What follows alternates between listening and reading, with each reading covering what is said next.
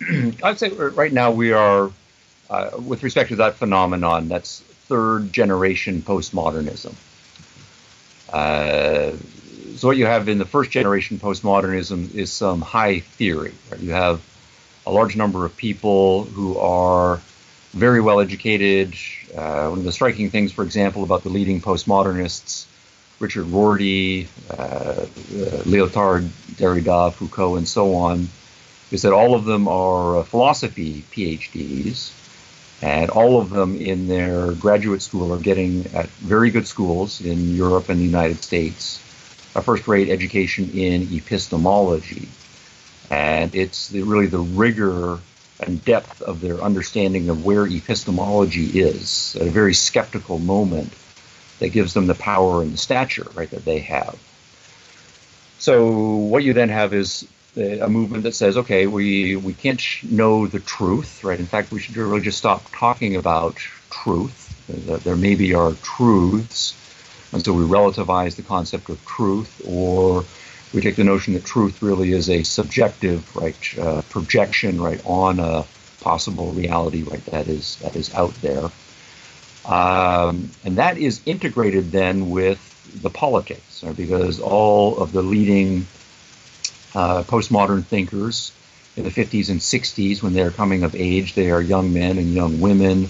All of them are Marxists or very close to, right, being Marxist. And what the Marxism then adds is this strong adversarial stance toward the world, an adversarial stance toward what's taken to be the dominant culture, a breaking down of culture into subcultures, each of which has its own, so to speak, narrative that's in competition and contradiction to the narratives, right, of other elements of culture. But since we are skeptical, we don't think that rationally we can sit down and have a good discussion and work out what the truth is. So instead, all we have is people strongly committed to contradictory value systems, and then no possible way of rationally, right, reconciling them. Right. Okay, so that's first generation, right, postmodernism, and then as that then gains more adherence, right, among young people who then are university educated, they then, some of them become professors themselves in the next generation, or they go on to careers in intellectual life or in the arts community and become influential there. Right, one way that comes out is in saying that, well, if we are skeptical, right, nobody really knows the truth, but there are dominant narratives, and then there are weaker narratives that are marginalized, then what we should do is, and this would then be a second generation thing, is push for a kind of equality, right? That there's no narrative that is truer or better than any other narrative. That's what the first generation teaches us. So the second generation concludes that all narratives are equal, and so what we need to do is make equal space in the curriculum for all narratives. Right? And so that then means, if you say we're going to have the students read, I'm just making up a number here, right, 100 books over the course of their university career. Right now, right, 80 of those books are written by dead white European males, right, for example, and only a minority right, of the books are being written by women, members of racial minorities, ethnic minorities, right, and so on. So in the name of kind of diversity, equality, fairness, and so on, what we should do is have a more equal representation of all voices right across the curriculum. And the way that plays out is a kind of affirmative action then for books, right? So then you say, if 40% of the population is white males, then maybe 40% of the books should be written by white males. And if 17% of the population is Hispanic, then we should have 17% representation, right, and so on. So we're going to go for some kind of equality or proportional representation. Right? Mm-hmm. And you see that manifesting itself starting in the late 80s on through the 90s, early 2000s, right, and so on.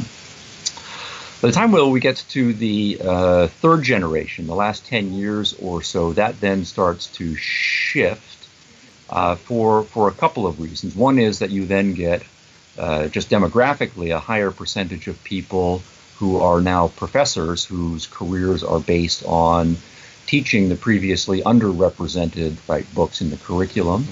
And so that's what they know, that's what they're interested in, that's what they think is true, and or important. So they're interested in further advancing the course of those books and those ideas in their curriculum.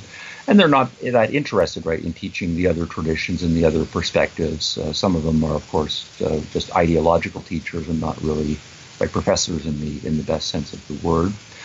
But also, and this is perhaps an Ayn Rand insight, and behind her a Nietzschean insight, that one of the things that those who are on the weaker side, those who think they've been alienated and oppressed learn to do because of a certain kind of altruism. We can talk more about altruism and its varied uses there, though, is that what we need to do is not push for a kind of equality between strong and weak, rich and poor, powerful and powerless, but rather give special preference to those who are on the losing end of various social forces, so to speak.